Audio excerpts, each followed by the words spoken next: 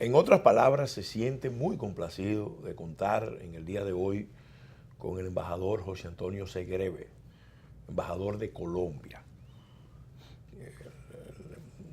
El embajador Segreve en República Dominicana ha hecho una magnífica representación de su país y ha estado siempre atento al curso de los acontecimientos en la región, pero en esta ocasión nosotros lo hemos invitado para hablar de su país, esa gran nación que es la nación colombiana.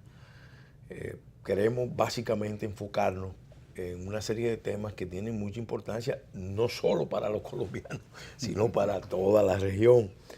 El embajador José Antonio Segreve ha sido dirigente político, doctor en Derecho, con maestría en estudios políticos, también fue gobernador del Atlántico y profesor universitario, pero sobre todo un estudioso de la realidad de su país, de su historia. Y lo hemos invitado para hablar de la violencia y la búsqueda de la paz en Colombia. Obviamente es un tema enorme, vamos a tratar de acotarlo a aspectos que son más relevantes para entender cómo ese gran país, esa nación, ha podido construir instituciones muy fuertes, porque eso llama la atención en Colombia. En Colombia ha existido una continuidad constitucional propiamente desde su fundación, con pocas o ningunas interrupciones constitucionales, pero al mismo tiempo ha sido, quizás por su tamaño, una nación donde se han producido grandes conflictos fratricidas, guerras civiles, mucha violencia, un fenómeno que ha tenido incluso proyecciones más allá de su frontera. Entonces, yo quisiera empezar, embajador, agradeciéndole haber aceptado nuestra invitación con un planteamiento general sobre la violencia, porque es un término que fue acuñado precisamente por un evento que empezó con el asesinato del líder liberal Gaitán en 1948 y desencadenó unos conflictos muy, muy intensos, muy sangrientos. Propiamente, ¿qué fue la violencia? ¿Quién fue Gaitán? Eso a ti, a modo de introducción del tema que vamos a tratar. Primero permítame, doctor Castillo, agradecerle su invitación, agradecerle adicionalmente la gentileza que ha tenido para conmigo en el tratamiento de estos temas que son tan importantes para mi país y para Latinoamérica, porque las sociedades buscan vivir como pueblos civilizados, es como el ideal de una sociedad.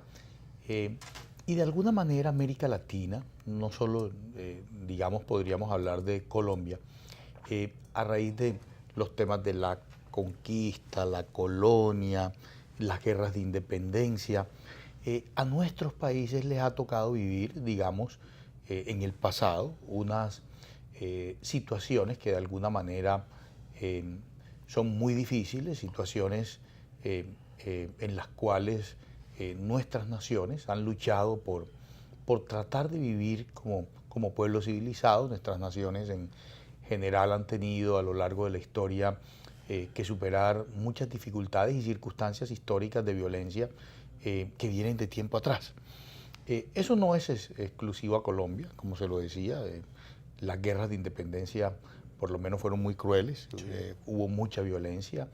Posteriormente, la construcción de nuestras naciones en general, en América Latina, generó una problemática política y una lucha política dentro del proceso de aprendizaje de un sistema político y de darnos un gobierno. Y digamos que lo que le ocurrió a Colombia de alguna manera es algo muy similar a lo que le ha ocurrido a otros países, con unas circunstancias especiales. Cada país ha tenido circunstancias especiales. Colombia tuvo, por ejemplo, la confrontación política, lo que se denominó en el pasado la Guerra de los 1000 días. Posteriormente, de alguna manera tuvo también el tema de la violencia guerrillera que afectó al país por muchos años y que, gracias a Dios, ha logrado salir adelante. El proceso de paz que ha logrado el presidente Santos ha sido supremamente importante para el país, ya ha comenzado a dar unos beneficios muy interesantes. Sin embargo, hay que aclarar, Colombia es un país que nunca, digamos, y sobre todo en los últimos años, ha tenido, digamos, una afectación solo y únicamente en los lugares en donde se daba la violencia. Sí. Digamos que la violencia estaba como circunscrita focalizada a sectores rurales. Sí. Usted podía ir a Colombia sí. sin ningún tipo de problema, pero de alguna manera, por supuesto, afecta la imagen del país en el exterior. Sí. De alguna manera impide un poco, por ejemplo, la generación de turismo. Hoy Colombia está sí. recibiendo al año más de 5.200.000 turistas. El turismo es creciente, no solo el interno, sino la salida de colombianos al exterior. Por ejemplo, ha crecido muchísimo en el caso de la venida de turistas de República Dominicana. Estamos ya sí. casi llegando, pasando de los 100.000 al año. Y de alguna manera, el fenómeno de la violencia, de alguna manera se da como circunstancia histórica de lo que ha sido todos los procesos que normalmente han sufrido nuestros países, Latinoamérica en general, como producto de la búsqueda de un sistema político, la búsqueda sí. de una democracia, la búsqueda y la posibilidad de gobernarse para vivir como pueblo civilizado. Otro caso importante es México. México vivió entre 1910 y 1934, cuando asume el poder el presidente Lázaro Cárdenas. Vivió un periodo realmente de una gran violencia y de una gran inestabilidad, con un costo humano muy alto, pero era una gran revolución que estaba en curso y que después se consolidó con grandes reformas y sobre todo con una hegemonía prolongada de un solo partido. Ese es un punto importante. Después de ese periodo inicial, embajador, de violencia que empezó en 1947-48 y que propiamente termina con la dictadura de Rojas Pinilla, que fue parte del proceso que algunos han considerado que es una dicta blanda propiamente, pero que eso se sella con un pacto de partido, el Frente Nacional. Y sería bueno explicar un poco qué fue ese Frente Nacional, cuáles fueron las virtudes que tuvo, los objetivos que se propuso y cuáles fueron los problemas que generó. Sí, el Frente Nacional fue un acuerdo entre liberales y conservadores sí. que puso fin de alguna manera a la violencia política.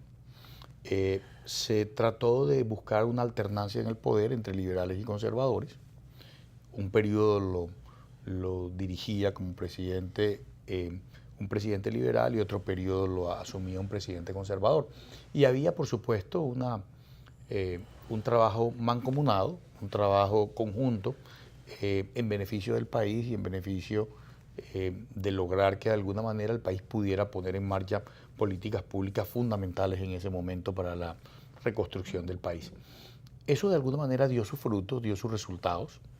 De alguna manera también, por supuesto, de allí, a raíz del Frente Nacional, surgieron, por supuesto, digamos, algunos sectores que no estaban de acuerdo y que se sí. marginaron de ese proceso, pero creo que de alguna manera cumplió sus fines, logró el propósito de parar la violencia, de frenar la violencia liberal conservadora sí.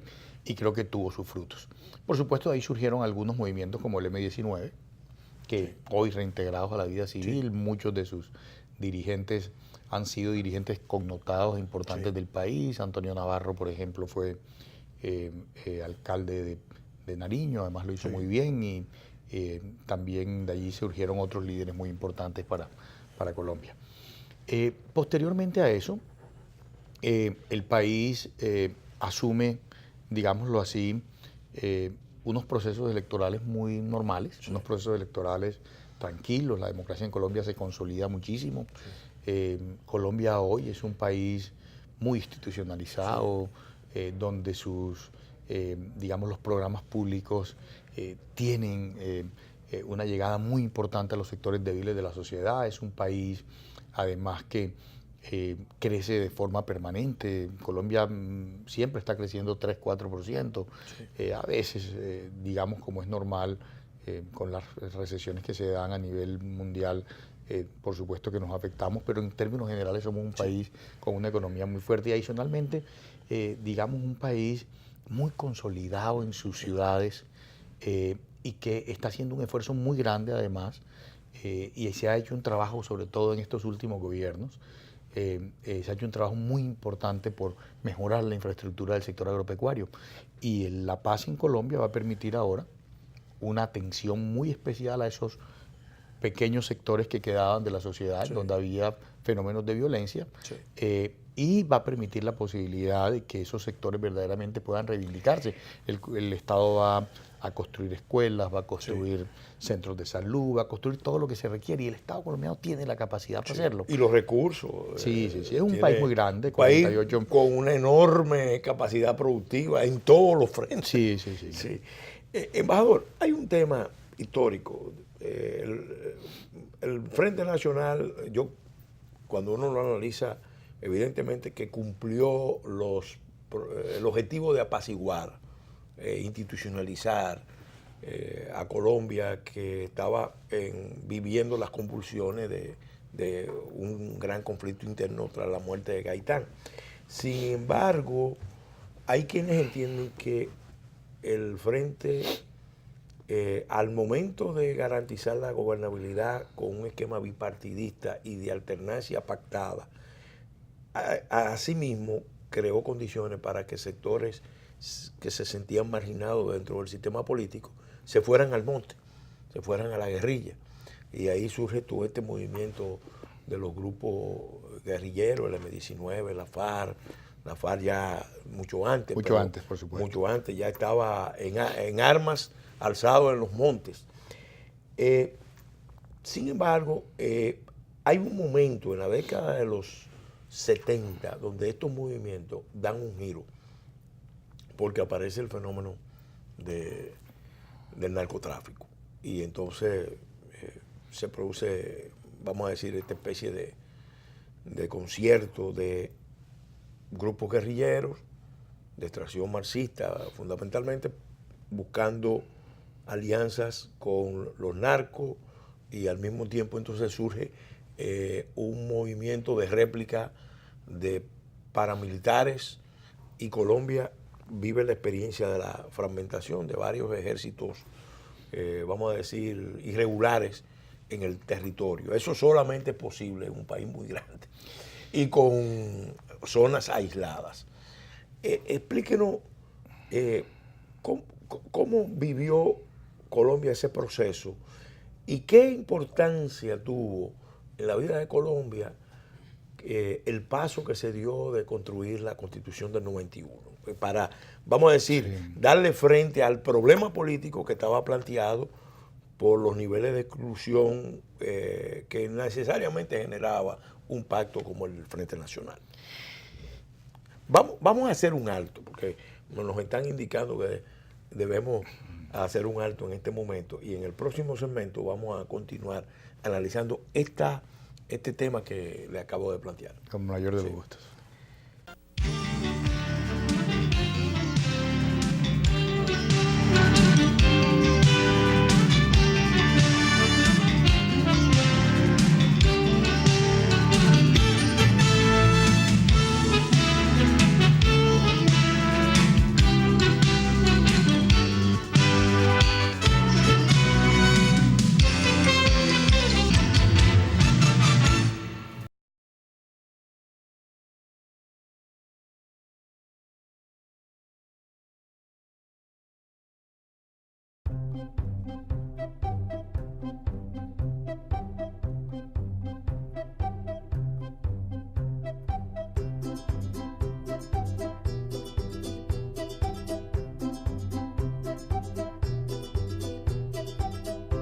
Su futuro crece conmigo y con Milex Kinder Gold, porque contiene los probióticos y prebióticos que él necesita para fortalecer su sistema inmunológico.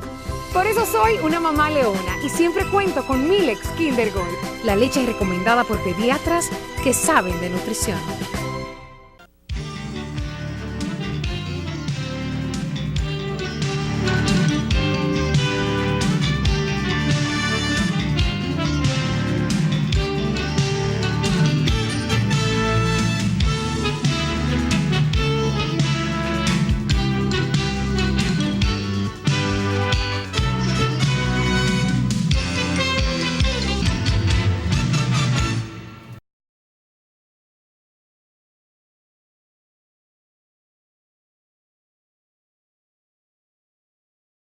Continuando con el desarrollo de este programa, en otras palabras, dedicado a analizar el fenómeno de la violencia y la búsqueda de la paz en Colombia, que ahora está precisamente entrando en una fase muy importante para bien de Colombia y de toda la región, bajo los pactos que se suscribieron por parte del presidente Santos y los representantes de la guerrilla.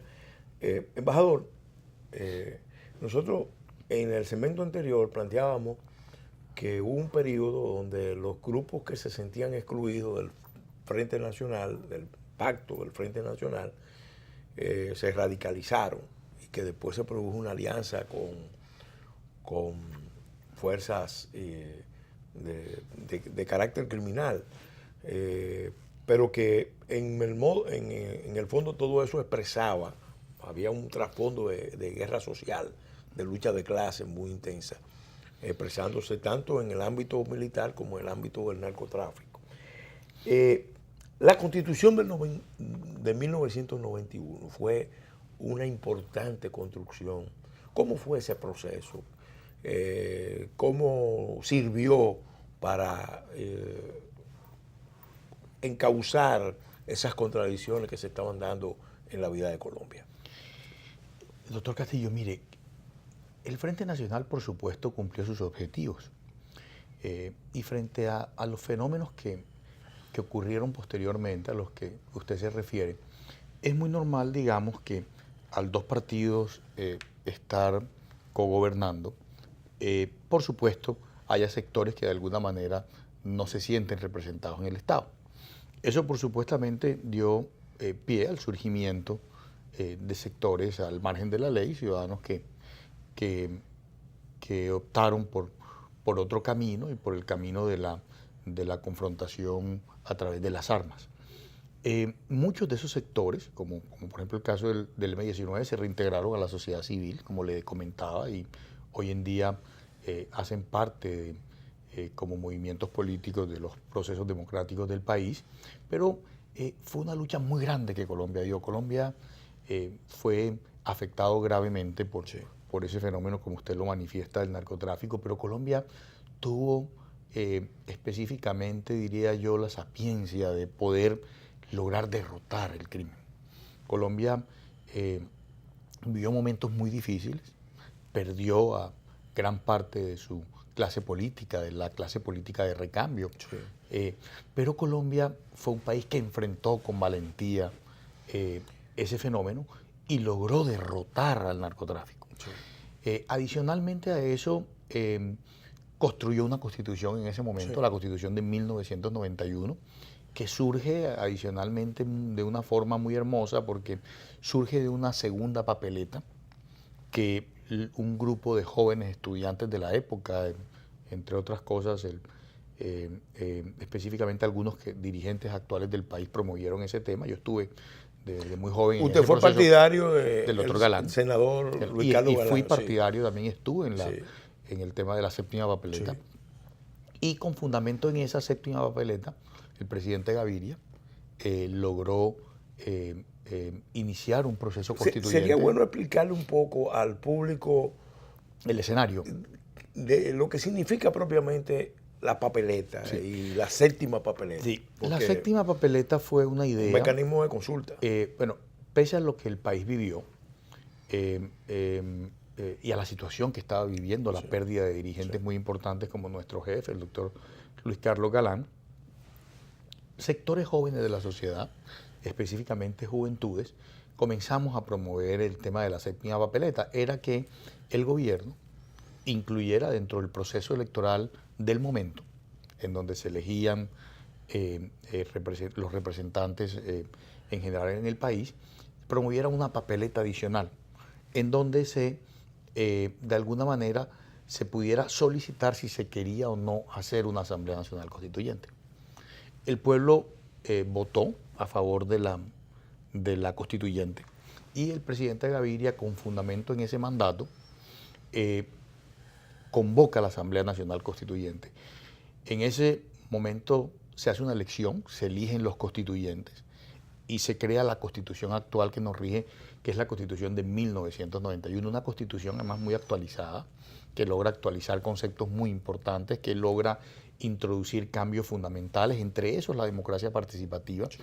Desde el primer artículo de la Constitución Nacional hasta el último artículo de la misma, siempre está el tema de la posibilidad de que los ciudadanos participen dentro de la democracia, de que los ciudadanos expresen sus opiniones en diferentes campos y además en diferentes órdenes, en el orden municipal, en el orden departamental, en el orden nacional, iniciativas legislativas del pueblo. Es una constitución que de alguna manera crea una democracia participativa en Colombia, le permite al ciudadano la participación en eventos muy importantes. Eso fortalece mucho la democracia colombiana y le da posibilidades inmensas. Yo creo que esa constitución ha sido muy importante para el país, crea la tutela como mecanismo de defensa de los derechos fundamentales de los ciudadanos. Esa tutela es un elemento fundamental y la posibilidad de salvar vidas en diferentes campos. El ciudadano, cuando siente violentado un derecho, puede ejercerla y lograr la protección de sus derechos. Yo creo que esa Constitución Nacional no solo creó una democracia participativa en Colombia, sino que le dio muchas posibilidades a los ciudadanos de poder defender sus derechos dentro de la democracia. Es importante, que quiero dar en ese sentido una expresión de admiración y de reconocimiento a lo que es el esfuerzo del pueblo colombiano por construir instituciones, porque en cualquier nación donde se hubiera producido un nivel de contradicción tan fuerte, de violencia tan fuerte, donde en unas elecciones asesinaron 4 candidatos presidenciales, las posibilidades de que eso se frustrara y de que se fuera a un camino de radicalización y que las Fuerzas Armadas irrumpieran a imponer ley y orden, eso hubiera estado en la más alta prioridad. Sin embargo, en Colombia, por eso hay que quitarse el sombrero, en Colombia, frente a esa realidad, las instituciones funcionaron. El pueblo no tomó conciencia de cuál era el peligro al que se enfrentaba y el liderazgo empezó a darle respuesta de carácter político a problemas que realmente son problemas con raíces muy, muy complejas y profundas. El pueblo colombiano rodeó a sus instituciones, reprochó además específicamente todos esos actos y de alguna manera diría que ayudó a conducir al país hacia el fortalecimiento de la misma. Yo creo que gran parte de esa actitud valiente del pueblo colombiano, de sus instituciones, de sus gobernantes del momento, es lo que ha permitido la consolidación de esa democracia en Colombia. Hay un aspecto, embajador, que es bueno analizarlo, porque todo eso se estaba verificando en un momento de erosión de los partidos políticos. Sin embargo, a diferencia de lo que ha pasado en otros países, donde cuando el orden político se requebraja, se producen rupturas y nuevos actores, en Colombia se dio un caso singular. Una figura del conservadurismo se sale de su partido, forma un movimiento nacional, consigue el apoyo de las fuerzas del país nacional, que es una distinción que viene de Colombia, país político, país nacional, caso del presidente Pastrana, y viene con una agenda de paz. Y durante 4 años Colombia hace el esfuerzo, endosa ese esfuerzo de exploración de la paz, a través del diálogo, a través de de acuerdos pactados. ¿Qué pasó en ese momento? ¿Por qué no se concretó la paz en ese momento? ¿Cuáles fueron los aciertos o los errores que se cometieron que no permitieron que en ese momento, bajo el mandato del presidente Pastrana, se concretara la paz? La construcción de paz y los diálogos para la construcción de la paz en un país no son fáciles. Yo pienso que si bien en ese momento se presentaron fenómenos que no permitieron la construcción de la paz, pudo ser, por ejemplo, la manera como en ese momento se abocó el tema, pudieron ser las circunstancias históricas del momento, pienso yo también, que no permitieron la consolidación de la paz. Pero adicionalmente a eso, yo creo que todos esos esfuerzos y toda esa exploración prepararon al país, sí, claro, para el éxito de la paz actual. Sí. De alguna manera, el presidente Santos, muy inteligentemente, lo que ha venido haciendo y lo que hizo fue recoger precisamente todas esas experiencias, no solo las colombianas, también las experiencias de otros países que lograron la paz. El presidente Santos logró estudiar de manera adecuada los fenómenos y la construcción de paz en otros países del mundo, tuvo asesores muy importantes de otros países del mundo y recogió, la verdad, yo creo que la experiencia mundial en ese tema y logró hacer un proceso de paz que nos sorprendió a todos los colombianos, hay que decirlo. Nos sorprendió a todos los colombianos porque el presidente Santos también había hecho la guerra, había sido ministro de Defensa, había sido quizás uno de los principales artífices de la disminución y del control a las Fuerzas Armadas por fuera de la ley. Y pese a todo eso nos sorprendió, y sobre todo a los que queríamos la paz hace muchos años, yo era uno de esos, nos sorprendió a todos porque logró consolidar un proceso de paz y logró hacer la paz y la ha sacado adelante con un esfuerzo tremendo. Yo creo que Latinoamérica y Colombia de manera especial, y Latinoamérica y el mundo tienen que agradecerle que logró acabar con el último conflicto violento que quedaba en esta sección del mundo. Y a mí me parece que eso es valioso. Eso es valioso porque no solo va a beneficiar a Colombia, va a beneficiar a toda Latinoamérica. Ya lo estamos viendo.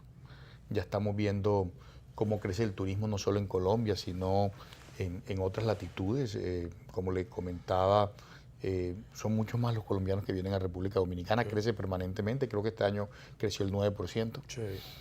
Y adicionalmente a eso crece también el turismo hacia Colombia. El Caribe comienza a verse como un destino interesante porque ya no solo es playa, sino que la gente puede también... Y las inversiones en Colombia en campo como la energía, claro, como la minería, infraestructura, claro, tienen un horizonte muy amplio. Inclusive empresas dominicanas ya comienzan a invertir en Colombia. Embajador, vamos de nuevo, con su permiso, a hacer una pausa. Y en el próximo segmento vamos a continuar analizando este importante tema del proceso de paz en Colombia para cerrar un periodo de violencia importante que se reflejó en la vida de Colombia y en la vida de toda la región.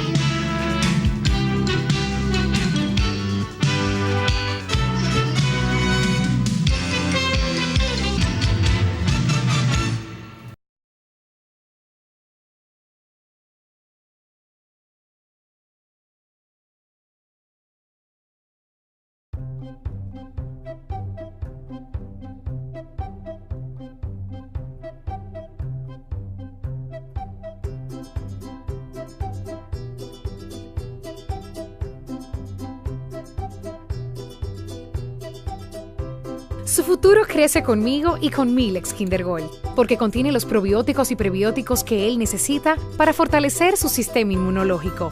Por eso soy una mamá leona y siempre cuento con Milex Kinder Gold, la leche recomendada por pediatras que saben de nutrición.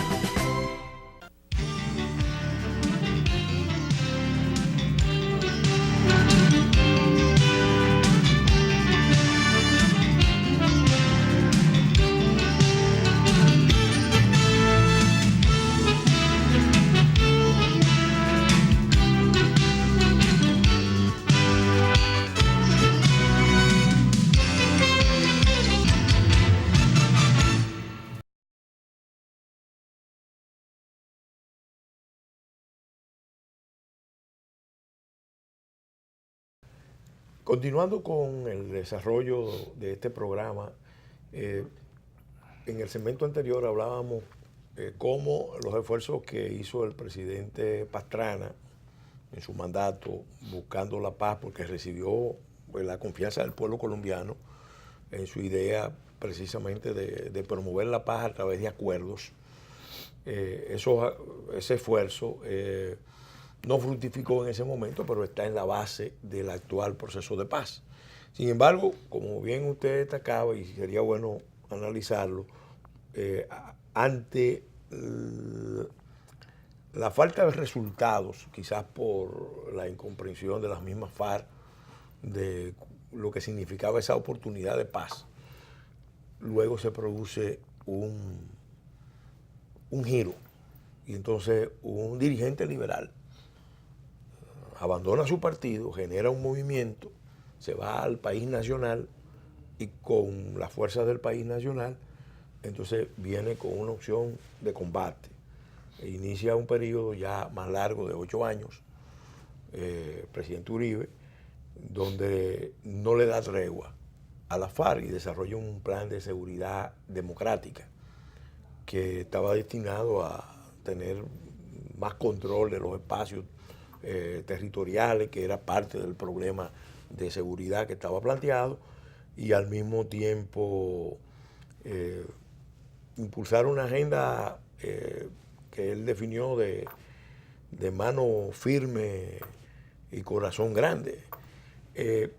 Eso daba la impresión al final del periodo, donde el presidente Santos fue ministro de Defensa, que iba a tener una conclusión en una mesa de negociaciones donde las FARC iban a tener una especie de rendición incondicional, porque el liderazgo de la FARC estaba siendo descabezado.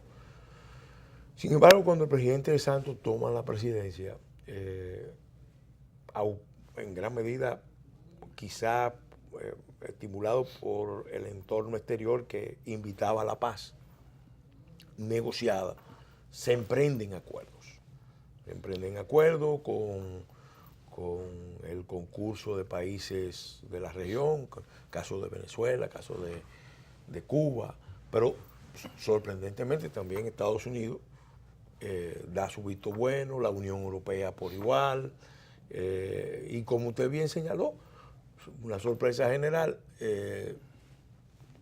contra todas las apuestas en contra, el presidente Santos logra sacar adelante un acuerdo de paz que tiene muchos críticos, tiene muchos cuestionadores, entre ellos el mismo presidente Uribe y el presidente Pastrana, pero el proceso marcha y propiamente vamos para una etapa donde es el pueblo colombiano, a través de su decisión, que va a validar esos acuerdos o a cuestionarlos. Ministro, la sorpresa no era tanto porque el presidente Santos iniciara el proceso de paz, no era tanto por el momento histórico, era adicionalmente porque él venía de hacer la guerra. Sí, claro. Él venía de un gobierno y él había sido el ciudadano que había conducido ese trabajo para de alguna manera disminuir la presencia de guerrillera en Colombia, que era muy poca en el fondo. Si uno mira 8 o 9 mil hombres, 1000 hombres más aproximadamente de los otros grupos, no era una cosa mayor hoy en día. Él llegó a tener 30, 40 mil hombres en armas. Sí. Pero digamos, y eran presencia en ciertos lugares del país. Pero ellos lograron de alguna manera, el presidente Santos y el presidente Uribe, lograron el buen tránsito por el país, mejoraron una serie de temas interesantes, pero la sorpresa no era tanto por ese tema, sino que una persona que ya hizo la guerra decida hacer la paz. Y yo creo que ahí tuvo que ver algo muy importante que el presidente ha dicho. Y no solo el presidente, sino que piensan muchos estudiosos del proceso de violencia en Colombia. Llevamos 52 años y no hemos podido terminar con esto. No era fácil lograr, digamos, la culminación total de ese proceso de violencia, porque, digamos, Colombia es un país muy grande, con una topografía también muy difícil. Entonces, siempre la presencia de actores armados si no había un proceso de paz como tal, que era lo que decíamos algunos, no era fácil lograr la paz. No, y atacando las infraestructuras críticas, porque, por ejemplo, todo el desarrollo petrolero de gasoductos, campos de explotación, estaba amenazado. Claro. Y eso, para el desarrollo, aunque fueran unos pocos, para el desarrollo de una nación, desarrollar sus infraestructuras con niveles adecuados de seguridad es muy importante. Ministro, mire, y hay un tema, la actitud, por ejemplo, de afectar y la actitud de atacar cualquier tipo de lugar es de alguna manera posible siempre. Mire qué pasa en el mundo. Mire claro. lo que pasó precisamente ayer. Ese es un fenómeno que de alguna manera nunca Colombia iba a acabar si no hacía un proceso de paz. Y a mí me parece que muy inteligentemente el presidente Santos, después de haber hecho la guerra, logra iniciar un proceso con mucho éxito, logra la paz en Colombia y créame, los resultados han sido supremamente importantes. Usted ve, por ejemplo, disminuyó 99% el número de afectados por la violencia. Eso evita además gastos muy importantes que el Estado tiene que hacer. Yo recuerdo lo que... Me llamó la atención que cuando el Papa estuvo en Bogotá, según salió en los medios informativos, ese día, concretamente, no se produjo ningún homicidio. Ningún homicidio. Y no solo eso, es una ciudad muy grande. Sí. Es normal en los procesos que se den cosas, pero la mejoría ha sido, digamos, ministro, muy importante en esos sectores. Y además un tema muy importante, eso va a permitir que después de 52 años, esos sectores que fueron afectados por la violencia tengan una reivindicación, que las víctimas tengan una reivindicación, que de alguna manera la democracia se fortalezca. Y adicionalmente, ministro, que el crecimiento del país sea mejor, vinculando a sectores débiles de la sociedad a su desarrollo. Y yo creo que ese es un punto muy importante. Ese es un punto importante, porque en el origen de los conflictos en Colombia, el tema de la inequidad, de la falta de acceso a la tierra, de la pérdida de espacios por parte de comunidades rurales, campesinas, estaba en la base. Ese conflicto entre terratenientes, agricultores, campesinos, indígenas. Y este acuerdo sin duda pone mucho énfasis en ese tema. La restitución de tierra, la posibilidad de lograr infraestructura adecuada en esos... Si usted mira el proceso de paz, es casi un programa de gobierno para esos sectores, es casi un programa de inversión para esos sectores afectados por la violencia, es todo un programa de reivindicación social para sectores que han sido afectados por la violencia en Colombia. Yo creo que eso va a ser muy importante, yo creo que ese proceso ya está siendo muy importante para el país y además nos va a permitir desarrollar otros sectores. Mire cómo se está desarrollando ya el turismo, ministro. No solo en Colombia, va creciendo en Latinoamérica y el Caribe, por ejemplo, el tema del turismo, que es un elemento muy importante para estas naciones. Estas naciones son muy atractivas para el turismo. Sí. Y si usted encuentra, por ejemplo, en lugares como República Dominicana, encuentra estas playas tan lindas y encuentra después otro, cuando una persona viaja quiere ir a 2 o 3 lugares. Multidestino. Multidestino, y después va a Centroamérica o va a Colombia y mira a Bogotá y Medellín, que gusta mucho en República Dominicana. Sí. Es como el destino de moda ahora en República Dominicana, Colombia. Entonces uno ve, ministro, que eso va a ser muy importante para toda Latinoamérica, no solo para Colombia. Yo la verdad estoy muy optimista, muy feliz, ministro, créame, con este proceso y además con lo que ya estoy viendo, que son los resultados de la paz. La paz es lo mejor que le puede pasar a una nación. La paz es la posibilidad de los pueblos de vivir como perdón la redundancia, como pueblos civilizados. La paz como fruto de la justicia. Faltaba que usted pusiera eso, ministro. Sí. No, porque la paz siempre es buena, pero la verdadera paz, la que verdaderamente resulta estable, permanente y vamos a decir sana, es la que es fruto de la justicia. Ministro, pero yo le voy a decir algo. La mayor injusticia que puede tener un país, una nación, unos dirigentes, es dejarle a los hijos esta guerra. Sí. Dejarle a los hijos que vivan lo mismo que vivieron ellos. Sí. Mire, ministro, esa es la mayor injusticia. Sí. A veces sobre ese tema de la justicia ha habido confrontaciones y yo lo comprendo además porque lo he leído mucho, comprendo su posición. Pero créame, la mayor injusticia es dejarle a los hijos de esta guerra. No, claro, sin duda. Y además hay conflictos que así como hay conflictos que solamente lo pueden hacer la gente que ha guerreado. La paz solamente la pueden concertar la gente que ha guerreado, porque eso lo hace muy creíble, muy consistente.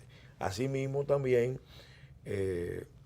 hay conflictos donde si las partes no ceden, no están dispuestas a olvidar, a pasar la página, claro, se reproducen permanentemente y ahí sí estamos hablando de un fenómeno que es tremendamente injusto, porque hay que buscar la paz a través de la justicia, de la verdad, que nos reconcilia con... De la reparación. De la reparación, etcétera. Ministro, pero hay un tema que es importante que yo quisiera como comentárselo sobre el tema de la guerra y eso la paz. Lo vamos a analizar en el segmento entrante, que es el último segmento de este programa. Con su permiso, señor embajador.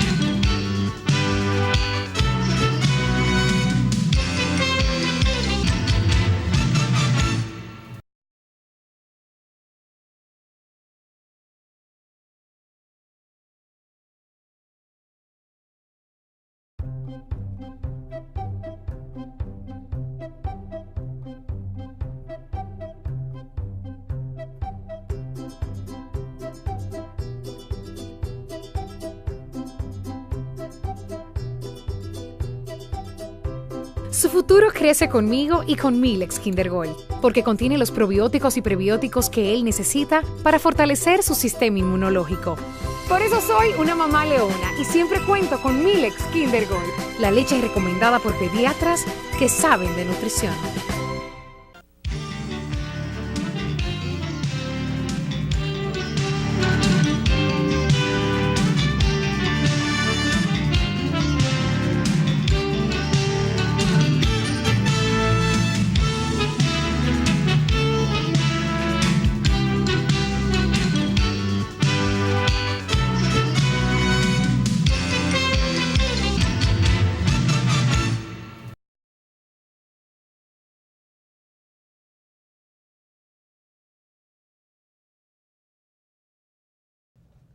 En el segmento final de este programa dedicado a analizar la paz en Colombia después de periodos de intensa violencia, con el señor embajador José Antonio Segreve, que nos honra con su presencia. Embajador, quisiéramos, dando continuidad a lo que hablábamos en el segmento anterior, ¿por qué es importante, después de 50 años de conflicto, ya varias generaciones involucradas, arribar a los acuerdos de paz y ponerlos en práctica y asumirlos con los niveles de insatisfacción que naturalmente conflictos de esta naturaleza implican, acuerdos de esta naturaleza implican? Hay un tema que de alguna manera muchas veces cierta parte de la dirigencia no comprende. La guerra es destrucción, la guerra afecta gravemente a los pueblos, afecta a su infraestructura, pero lo que es peor, afecta a los seres humanos, la pérdida de vidas. Y además las secuelas que deja psicológicamente, la afectación al ser humano es muy grande. Yo les comento algo, el país, cuando nosotros no éramos un país tan grande, cuando Colombia, digamos, su principal ingreso y fuente de divisas era el café, el país producía 1.700, cuando nos iba muy bien 2.000 millones de dólares, eran nuestros ingresos por las divisas. Eso lo producían algo así como 2 millones de colombianos producían o trabajaban en el tema del café. creo que eran 300.000 familias cafeteras. En esa época nosotros recibíamos por ingresos unos 2.000 millones de dólares máximo, 1.700 a 2.000 millones de dólares, cuando nos iba muy bien. Y nosotros ya en esa época nos gastábamos 3.600 millones de dólares en la guerra, o sea, el doble de lo que producíamos por todas las exportaciones de café.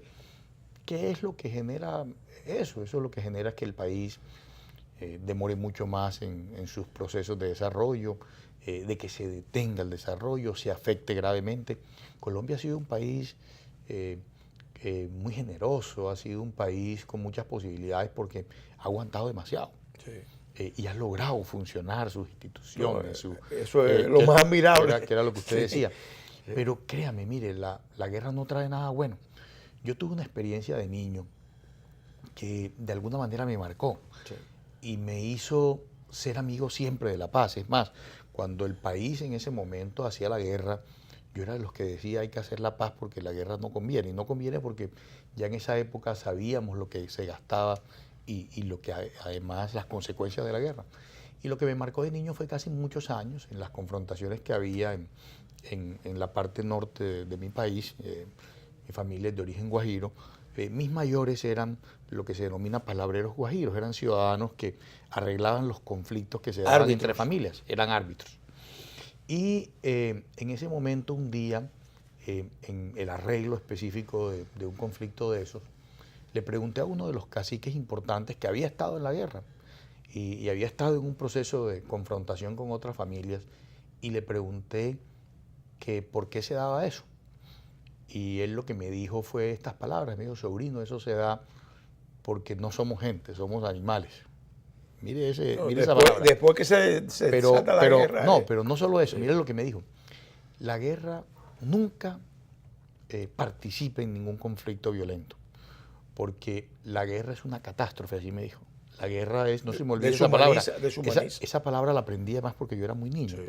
La guerra es una catástrofe y acaba con el ser humano, me ha dicho así.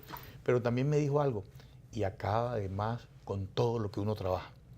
Y me dijo esta frase: yo tenía 1.500 hectáreas de tierra, tenía un número muy importante de cabezas de ganado, mi casa y adicionalmente alguna otra propiedad. Hoy no tengo nada, hoy lo perdí todo. En la guerra nada dura, la guerra acaba con lo que yo he trabajado en 50 años, acabó eso. Y ahora tengo que volver a comenzar, por eso estoy haciendo la paz, para ver si la vida me alcanza para volver a comenzar. Imagínese esa experiencia. Yo desde ese momento quedé siendo un amigo de la paz y de alguna manera muy al margen de cualquier confrontación violenta. Las confrontaciones violentas hay que acabarlas porque esa frase también la aprendí de él. La mayor injusticia es dejarle a los hijos esta situación, dejarle a los hijos esta guerra. Embajador, ya hay acuerdos firmes. Se ve una FARC convertida en partido político, dirigida a participar en el proceso electoral. Sin embargo, no va a ser una participación electoral relevante. Todo se ve que se va a polarizar entre las fuerzas que apoyan el acuerdo de paz alrededor de los candidatos que proponga la coalición del presidente Santos y los candidatos propuestos por la coalición de los presidentes Pastrana y Uribe. Bueno. Eso se proyecta como una especie de cuasi referéndum, porque dependiendo de los resultados, el pueblo colombiano va a avalar los acuerdos o los va a cuestionar para revisarlo, porque yo creo que todos quieren la paz. Todos quieren la paz, algunos con unas condiciones, otros con otras, pero el punto que está planteado es que ese proceso va a ser crítico no solamente para Colombia, porque los procesos que pasan en Colombia, como los que pasan en cualquier país de la región, sobre todo en América del Sur, Venezuela, Centroamérica, Cuba, de alguna manera están interconectados. Sí, eso va a tener incidencia en un sentido u otro. ¿Cómo acompaña la comunidad, cómo sigue acompañando la comunidad internacional el esfuerzo de paz? No, la comunidad internacional ha estado muy firme apoyando Sí. el proceso de paz. De alguna manera, uno puede observar que la comunidad internacional ha apoyado seriamente el proceso de paz en Colombia.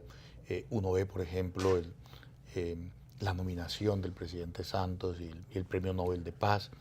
La comunidad internacional ha dado señales muy claras de estar apoyando el proceso de paz en Colombia. A mí lo que de alguna manera me parece importante es que podamos cumplir con lo pactado. De alguna manera me parece importante que las Fuerzas Armadas Revolucionarias de la FARC puedan ingresar a la vida política del país, porque de alguna manera ellos cuando fueron al monte fueron precisamente por esa razón. Sí. Ellos sentían de que no había la posibilidad de participar dentro de la democracia. Entonces, yo creo que la implementación de los acuerdos va a ser muy importante. Y dentro de la implementación de los acuerdos hay un tema fundamental y es la reivindicación de esos sectores afectados por la violencia. Yo creo que el Estado tiene que hacer mucho énfasis en ese proceso. El Estado tiene que trabajar por reivindicar esos sectores Por sociales reparar. afectados. Sí. En el tema de reparación de víctimas está trabajando mucho. Sí. Colombia tiene ya un organismo especial en el tema de reparación de víctimas y restitución de tierras. Y yo creo que en eso hay que concentrarse. Cualquier gobierno que llegue tiene que hacerlo, tienen que cumplir específicamente. Los acuerdos no pueden ser cambiados, ni mucho menos. Eso es, digamos, sería muy grave para el país. Y por supuesto los colombianos vamos a luchar evidentemente porque de alguna manera Colombia pueda construir una paz duradera, una paz que verdaderamente pueda permitirnos desarrollar esos sectores de la sociedad que se vieron afectados por la violencia. El presidente Santos, como dirigente político, ha demostrado tener una visión de estadista, porque arriesgó su capital político a unos acuerdos de paz que han sido cuestionados por muchos sectores. Eso de alguna manera, en términos políticos, tiene relevancia inmediata. Sin embargo, cuando vemos la valoración histórica, porque a veces las decisiones que se toman puede que no tengan una incidencia inmediata, pero en términos históricos van a ponderarse. Este proceso de paz no tiene precedente en América Latina.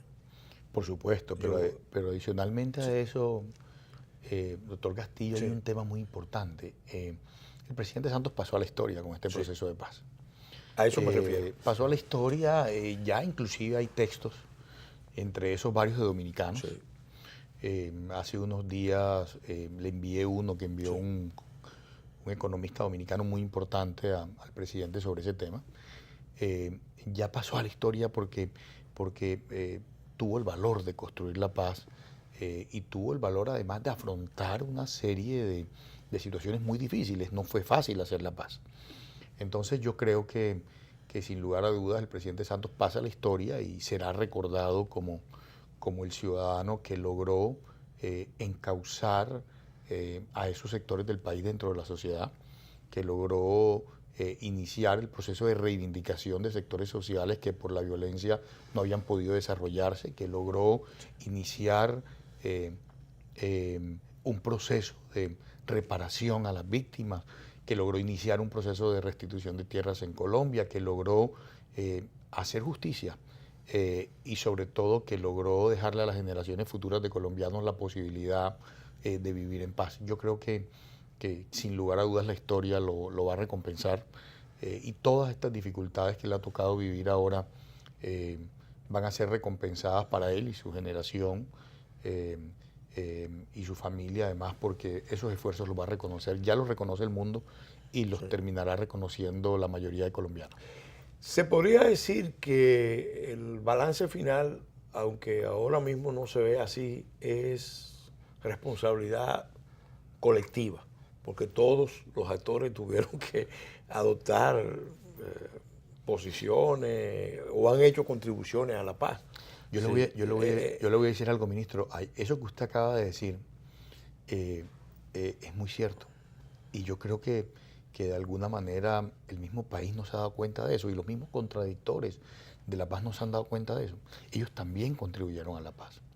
Si ese proceso inicial que se dio en el periodo de gobierno en donde el presidente Santos fue su ministro de Defensa no se hubiera dado, es posible que no hubiera sido tan posible la construcción de la paz, perdón de la redundancia. No hubiera sido posible porque de alguna manera yo creo que ese periodo de trabajo del presidente Santos y el presidente Uribe fue uno de los periodos que permitió la posibilidad de construir la paz en Colombia. Yo creo que eso fue fundamental y creo que fue un paso muy importante para el proceso de paz en Colombia. Entonces, en el fondo, toda Colombia tiene que contribuir a que esos procesos se desarrollen, que esos procesos se verifiquen. Yo creo que no hay que ponerle tanto pero a la paz. Una reflexión final, porque uno que ha seguido el proceso de Colombia con mucha atención hace mucho tiempo, sabe que hay momentos que fueron decisivos.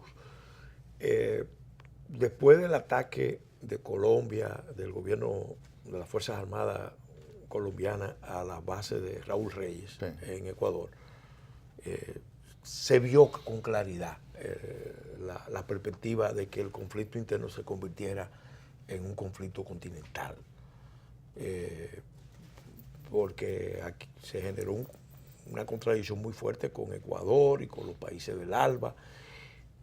En República Dominicana se produjo un esfuerzo importante para superar ese proceso.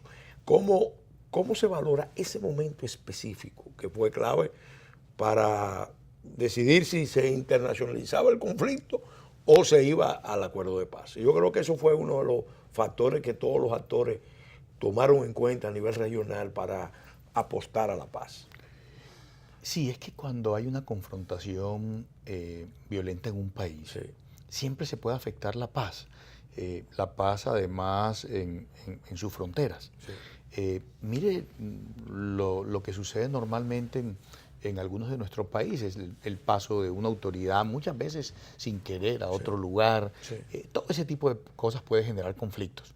Y yo creo que ahí República Dominicana y el liderazgo en ese momento del presidente Fernández tuvo una participación muy importante. Yo creo que esa mediación fue fundamental para Latinoamérica, fue fundamental para Colombia y Venezuela. Y yo creo que todos esos esfuerzos, por supuesto, fueron una contribución muy importante al proceso de paz.